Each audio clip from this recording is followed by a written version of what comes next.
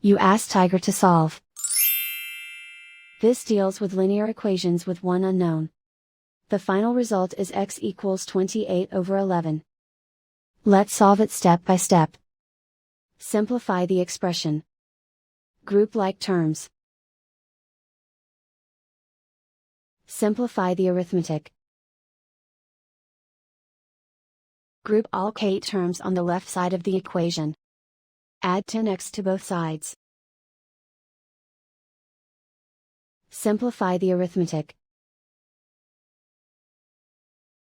Group like terms. Simplify the arithmetic.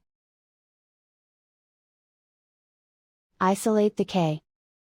Divide both sides by 11. Simplify the fraction. And so the final result is x equals 28/11.